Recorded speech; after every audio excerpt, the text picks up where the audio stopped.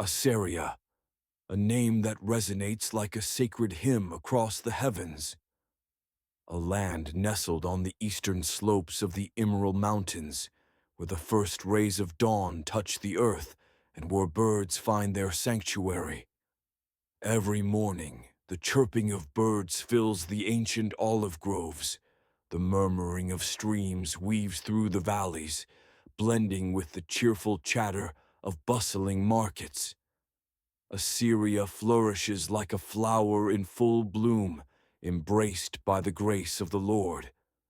The land here is fertile, with bountiful harvests all year round. Golden wheat fields stretch like shimmering carpets, undulating with the wind. Vineyards and pomegranate orchards are heavy with fruit. Green hills cradle herds of sheep and goats grazing under the shade of lush trees. The people of Assyria are wealthy, prosperous, and live in peace, or so they believe. At the heart of Assyria lies its grand city, Arabath, built from white stone and cedar wood. Its architecture is intricately carved, its vast squares alive with music, footsteps, and voices singing praises of glory. Assyria is not only rich in material wealth, but also a beacon of culture, art, and wisdom. They pride themselves on being the light of the East, the proof of the blessing of the gods. Yes, the gods, no longer the one true Lord, the creator of heaven and earth. As Assyria prospered, its people drifted further from the source of their blessings. They erected new altars, worshipping idols of stone, gold, and pearl. Marduk, the god of harvests, Uriah, the goddess of beauty, Ozil, the god of victory. Names of foreign gods echoed everywhere, incense rising in thick, fragrant clouds. Offerings were made of wine, of perfumes, and even of human blood by those seeking selfish gain. Meanwhile, Jehovah, the Lord who led their ancestors out of slavery, who sent rain and sunshine, who made their desert bloom, was forgotten. The ancient scriptures lay dust-covered on neglected altars. The commandments were deemed outdated. The young no longer knew of the Passover, and the old only invoked God's name in curses and oaths. And amid this slow decay, one man kept the flame of faith from dying out. His name was Ezran. Ezran, a frail old man, his hair white as snow, his eyes deep as a bottomless lake. He lived humbly in a small hut at the foot of a hill west of Arabath. No one knew his true age. He had been there for as long as anyone could remember, a relic of the land's ancient soul.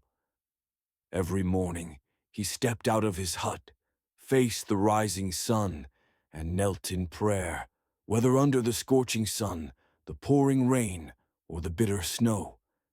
He was a prophet of the Lord, called from his youth. In Assyria's golden days, he had been respected, invited by kings to the palace to pray for the kingdom. But those days had passed. As the people worshipped their own desires and bowed to lifeless idols, Ezran became a thorn in their eyes. He warned, pleaded, and called the nation to repentance. He stood in the heart of Arabath, his voice hoarse amidst the pulsing music and drunken revelry of the crowds. O people of Assyria, hear the voice of the Lord. Abandon your worthless idols. Return to the one who has loved you with an everlasting love. But they laughed. Children threw stones at his feet. The powerful men whispered among themselves, calling him a fearmonger. Some even demanded his exile, accusing him of dampening the people's spirit. Ezran bore no hatred and never gave up. He simply returned to his hill and continued to pray. Each insult drove him to his knees, his trembling hands clutching the worn pages of the Holy Scriptures as he whispered, "O Jehovah, do not forsake your people. They are blind, but you are the light. Open their eyes before darkness falls upon them forever." He could feel something coming, a strange wind, an unease in the ground, an invisible gaze watching from the heavens. Lately he had been unable to sleep. In his spirit, a bell was tolling, soft at first, then louder and faster, foretelling a great upheaval about to unfold. Assyria continued to party. The festivities lasted until dawn. The city was lit up. The music echoed through the mountains. They believed themselves invincible, that they were at the pinnacle of glory. But that glory no longer had the light of God, and anything that loses its true light will sooner or later fall into darkness.